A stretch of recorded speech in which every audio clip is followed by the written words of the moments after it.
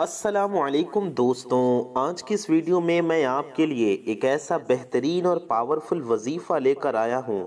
میرے پیارے دوستوں، اس وظیفے کو کرنے کے بعد آپ کی ہر طرح کی مشکلیں ختم ہو جائیں گی، چاہے مالی مشکلات ہوں یا بیماریاں ہوں یا پریشانیاں ہوں۔ ہر قسم کی بیماریاں ختم ہو جائیں گی، ہر قسم کی پریشانیاں ختم ہو جائیں گی۔ گھر میں اگر لڑائی جھگڑے ہیں تو وہ بھی ختم ہو جائیں گے، اور آپ کے گھر میں خوشحالی ہوگی، رحمت ہوگی، برکتیں ہوں گی انشاءاللہ۔ گھر کی ہر مشکلیں اللہ پاک کے حکم سے دور ہو جائیں گی، اور آپ کی ہر نیک و جائز حاجتیں مرادیں پوری ہوں گی۔ ہر قسم کے شور و فتنے سے آپ محفوظ رہیں گے۔ تو میرے پیارے دوستوں، آج کا یہ پیارا سا قرآنی وظیفہ آپ ضرور کر لیجئے۔ اس کو کرنے کا طریقہ بے حد آسان ہے۔ میرے پیارے دوستوں، اگر آپ مال و دولت کی وجہ سے پریشان ہیں، روزی رزق کی وجہ سے پریشان ہیں، رزق میں تنگی ہے، تو ساری تنگی ختم ہو جائے گی۔ میرے پیارے دوستوں، آپ کی روزی رزق میں کشادگی ہوگی، آپ کا رزق اس وظیفے سے بڑھ جائے گا، جس کے لیے قرآن پاک کا ایک ایسا وظیفہ ہم آپ کو آج بتا رہے ہیں۔ اس وظیفے کو جو بھی انسان کر لے گا، پیسوں کی اس کو کبھی کمی نہیں ہوگی انشاءاللہ۔ میرے پیارے دوستو، یہ ایک بہت ہی مجرب، بہت ہی پاورفل اور آسان وظیفہ ہے۔ دوستوں، ہمارے مذہب اسلام میں ہر درد کی دوا ہے، ہر مسائل کا حل قرآن پاک میں موجود ہے۔ میرے پیارے دوستوں، ادھر ادھر کی باتیں لوگ کرتے ہیں، ہم ادھر ادھر کی باتیں نہیں کریں گے۔ آج آپ کو قرآن پاک کا وظیفہ بتائیں گے۔ میرے پیارے دوستوں، یہ وظیفہ اتنا آسان وظیفہ ہے کہ اس کو کرنے میں آپ کو ذرا بھی محنت نہیں لگے گی۔ جو لوگ کہتے ہیں کہ ان کے رزق میں برکت نہیں، رزق میں تنگی ہے، گھر میں بے برکتی ہے، گھر سے برکت ختم ہو گئی ہے، تو میرے پیارے دوستوں، ان لوگوں کو یہ وظیفہ ضرور کر لینا چاہیے۔ اللہ تعالیٰ انشاءاللہ اسے اتنا نواز دے گا کہ اس کی ہر مشکل دور ہو جائے گی، اس کی ہر پریشانی ختم ہو جائے گی، اس کے لیے مشکلوں سے نکلنے کے راستے کھل جائیں گے۔ ہمیں یقین ہونا چاہیے، یقین کے ساتھ یہ وظیفہ کرنا چاہیے کہ اللہ تعالی ہمیں انشاءاللہ رزق دے گا۔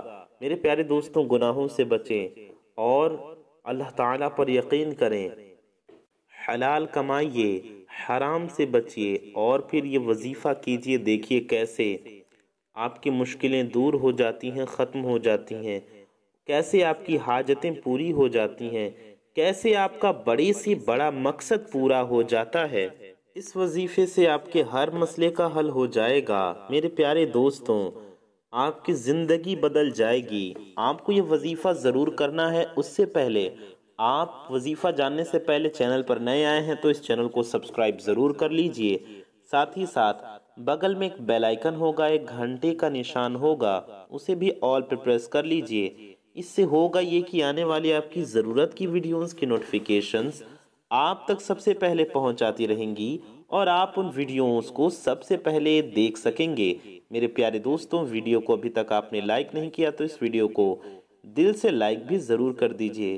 پیارے دوستوں، وظیفہ جاننے سے پہلے، وظیفہ کیسے کرنا ہے یہ جاننے سے پہلے، اللہ پاک سے دعا کرتے ہیں اللہ تعالی ہم سب کے روزی رزق میں برکت عطا فرمائے، ہم سب کی پریشانیوں کو دور فرمائے، ہم سب کی مشکلوں کو آسان فرمائے، ہم سب کے گھر میں خوشحالی عطا فرمائے، ہم سب کی مشکلوں کو، پریشانیوں کو دور فرمائے، ہم سب کی ہر نیک و جائز حاجتوں کو پورا فرمائے۔ آمین ثم آمین۔ پیارے دوستوں، کامنٹ باکس میں آمین ضرور لکھیے۔ آئیے وظیفے کی طرف ہم لوگ بڑھتے ہیں۔ پیارے دوستوں، آپ کو یہ وظیفہ پڑھنا نہیں ہے، صرف سننا ہے۔ جی ہاں میرے پیارے دوستوں، آپ کو یہ وظیفہ صرف ایک بار پورا سن لینا ہے، یا پھر آپ کو یہ وظیفہ صرف چلا لینا ہے۔ اگر آپ اس وظیفے کو صرف ایک بار چلا دیتی ہیں یا وظیفے کو پورا سن لیتے ہیں تو آپ کا وظیفہ ہو جائے گا، اور آپ کے روزی رزق میں برکت ہوگی، آپ کی پریشانیوں میں برکت ہوگی، آپ کی گھروں میں آپ کی پریشانیاں دور ہو جائیں گی، آپ کے گھروں میں خوشحالی ہوگی، آپ کی مصیبتیں دور ہو جائیں گی۔ آپ کو بس اس وظیفے کو سننا ہے۔ ہم آپ کو آج کی اسی ویڈیو میں پڑھ کر سنائیں گے، تو آپ اس وظیفے کو پورا سن لیجئے۔ آئیے اس وظیفے کو ہم پورا سنتے ہیں۔ Comment box में आमीन लिखिए, दिल से आमीन ज़रूर कहिए। क्या पता किसकी ज़ुबान से निकला गया आमीन कब कबूल हो जाए। मेरे प्यारे दोस्तों, आइए ये वजीफ़ा हम लोग पूरा ध्यान से सुनते हैं। अल्लाहुम्मा सल्लि अला सय्यिदिना व मौलाना मुहम्मदिन मअदिनिल जूदि वल करमि व आलिहि व बारिक व सल्लिम। सल्लू अलैहि सलातम व सलामन अलैका या रसूल अल्लाह सल्लल्लाहु तआला अलैहि वसल्लम। अऊज़ु बिल्लाहि मिनश शैतानिर रजीम। बिस्मिल्लाहिर रहमानिर रहीम। अल्हम्दुलिल्लाहि रब्बिल आलमीन। अर्रहमानिर रहीम। मालिक यौमिद्दीन। इय्याक नअबुदु व इय्याक नस्तईन। इहदिनस सिरातल मुस्तकीम। सिरातल लज़ीना अनअमत अलैहिम गैरिल मग़दूबि अलैहिम वलद्दाल्लीन। आमीन। बिस्मिल्लाहिर रहमानिर रहीम। सुब्हानल्लज़ी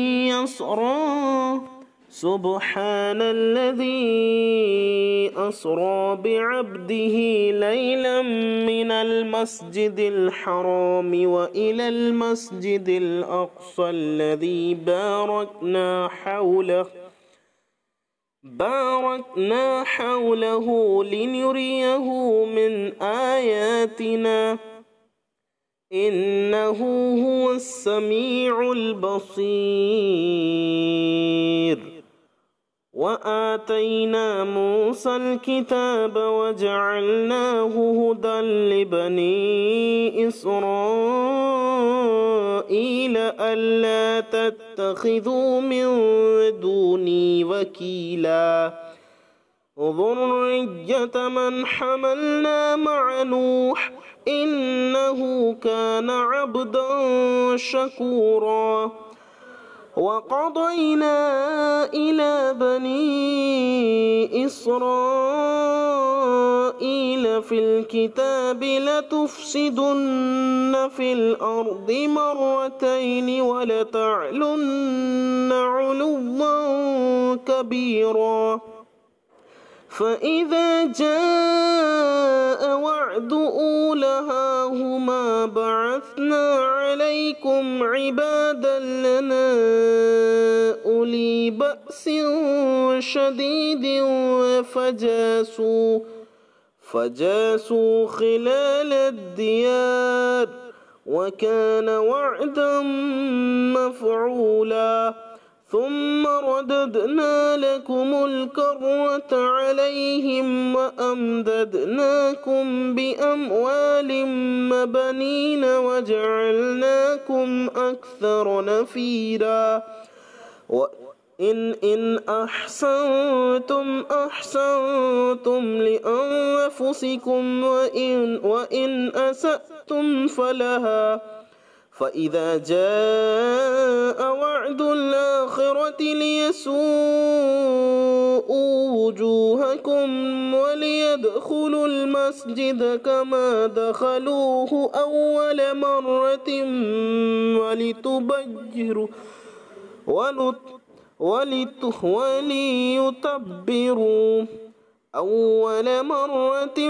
وليتبروا ما علوا تتبيرا. عسى ربكم أن يرحمكم وإن عدتم عدنا وجعلنا جهنم للكافرين حصيرا. إن هذا القرآن يهدي للتي هي أقوم ويبشر المؤمنين الذين يعملون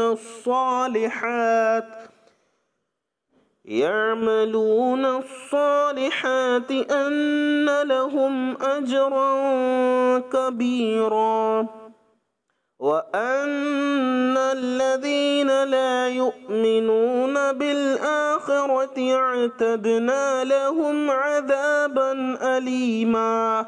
ويدعو الإنسان بالشر دعاءه بالخير، وكان الإنسان عجولا. وجعلنا الليل والنهار آيتين فمحونا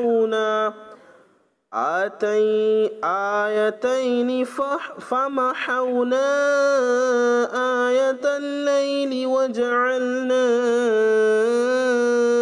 آية النهار مبصرة لتبتغوا فضلا من ربكم ولتعلموا عدد السنين والحساب، وكل شيء فضلناه تفصيلا.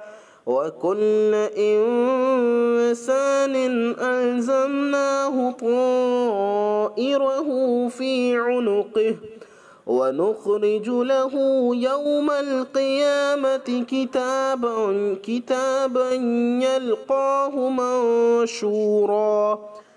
اقرأ كتابك كفى بنفسك اليوم عليك حسيبا.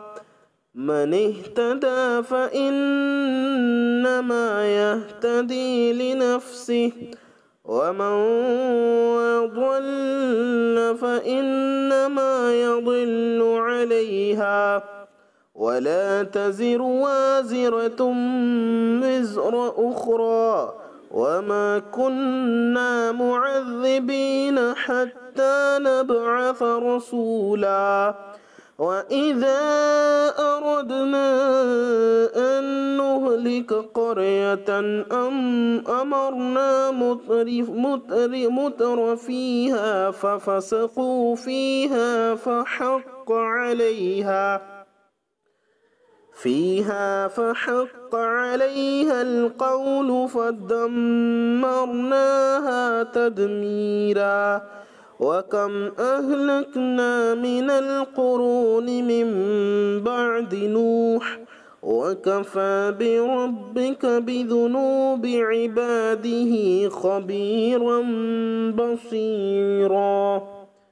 من كان يريد العاجلة عجلنا له فيها ما نشاء لمن نريد، ثم جعلنا له جهنم يصلاها مذموما مدحورا. ومن أراد الآخرة وسعى لها سعيها وهو مؤمن فأولئك كان سعيهم مشكورا.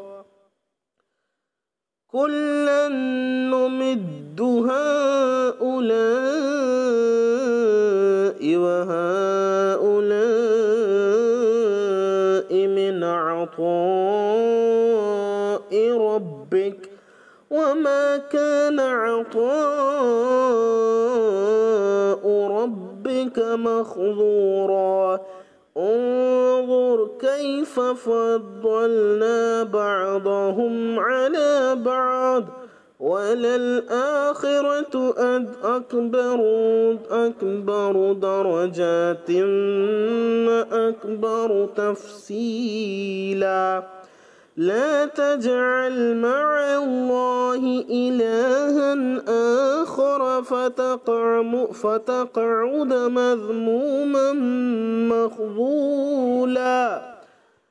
وقضى ربك ألا تعبدوا إلا إياه وبالوالدين إحسانا إما يبلغن عندك الكبر أحدهما أو كلاهما فلا تقل لهما أف ولا تنهرهما وقل لهما قولا كريما واخفض لهما جناح الذل من الرحمة وقل رب ارحمهما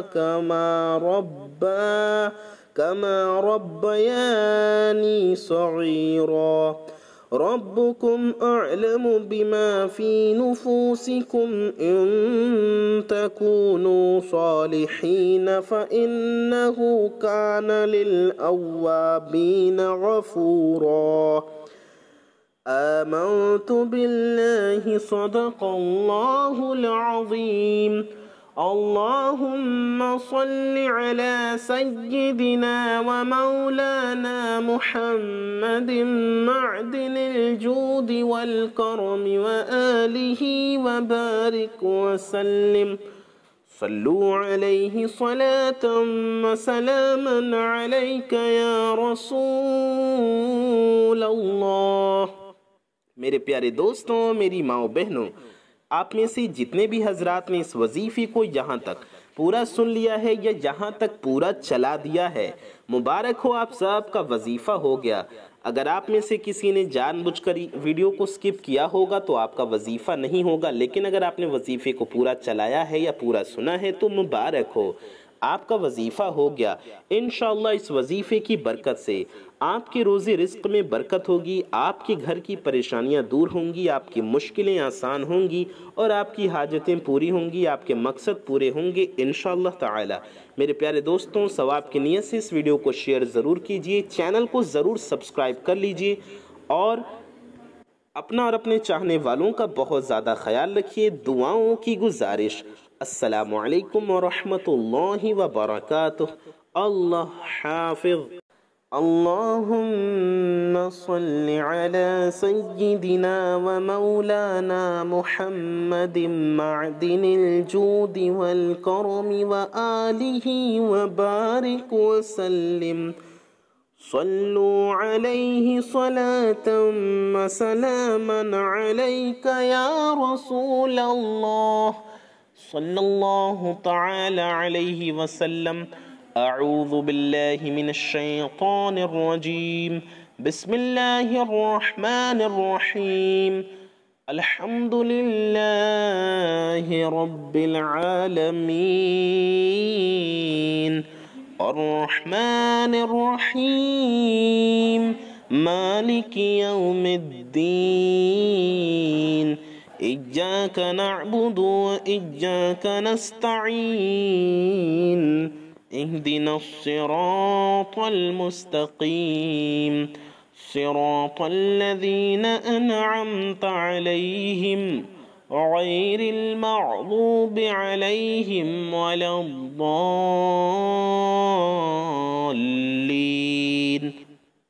आमीन।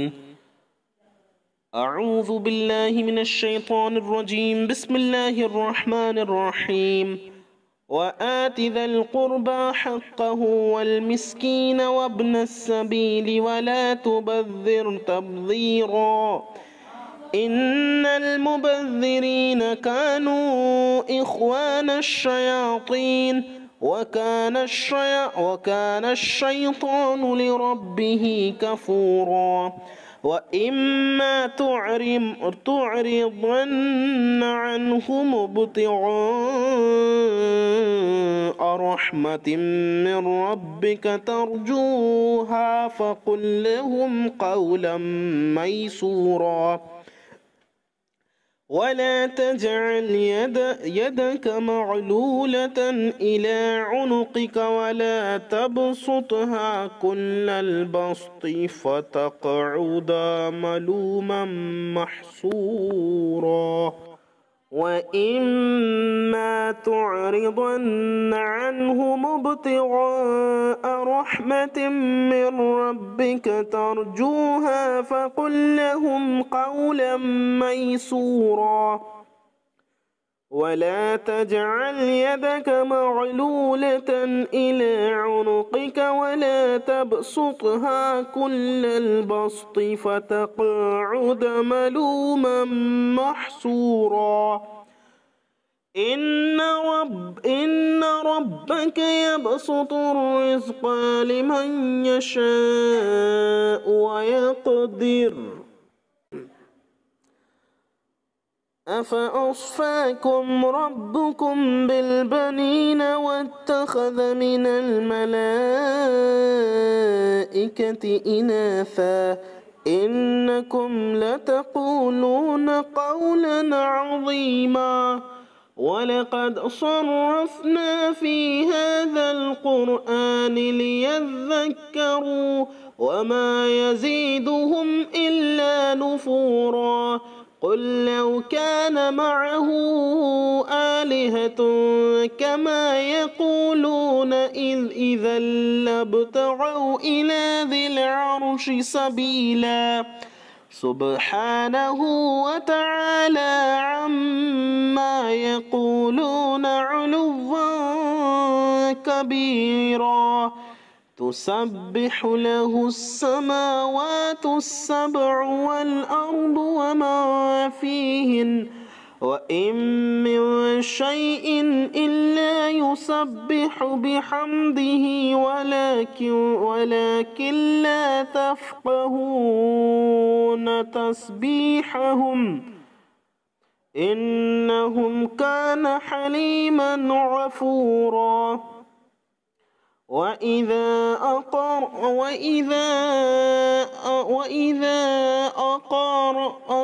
وإذا قرأت القرآن جعلنا بينك وبين الذين لا يؤمنون بالآخرة حجابا مستورا وجعلنا على قلوبهم أكنة أن يفقهوه وفي آذانهم وقرا وإذا ذكرت ربك في القرآن وحده ولوا على أدبارهم نفورا نحن أعلم بما يستمعون به إذ يستمعون إليك وإذ هم نجوى إذ يقول الظالمون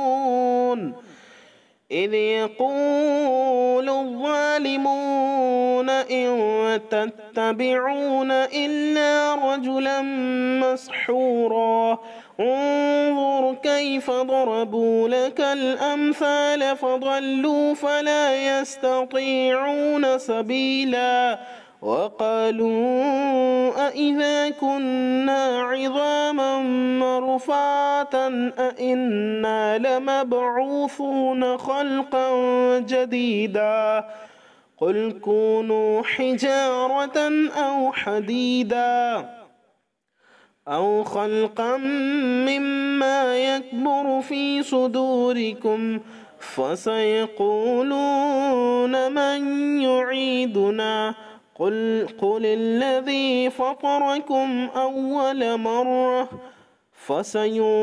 فسينعضون إليك رؤوسهم ويقولون متاه قل عسى أن يكون قريبا يوم يدعوكم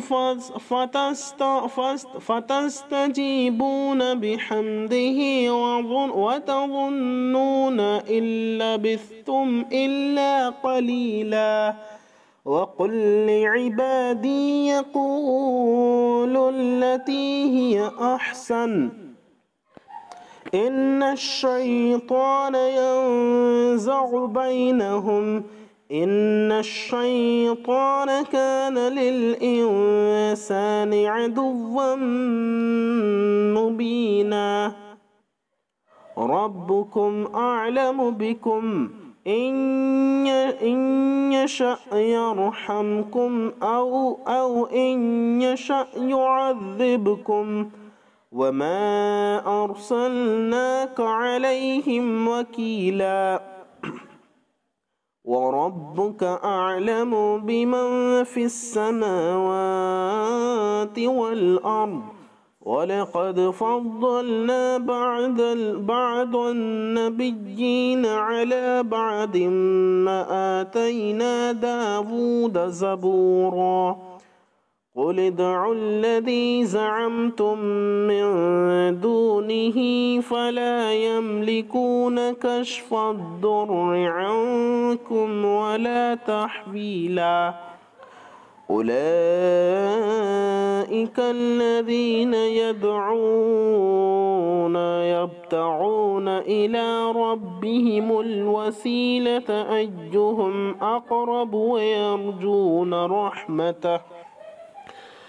أقرب ويرجون رحمته ويخافون عذابه إن عذاب ربك كان محذورا وإن من قرية إلا نحن مهلكوها قبل يوم القيامة أو معذبوها عذابا شديدا كان ذلك في الكتاب مسطورا وما منعنا أن نرسل بالآيات إلا أن كذب بها الأولون وآتينا ثمود الناقة مبصرة فظلموا بها وما نرسل بالآيات إلا تخويفا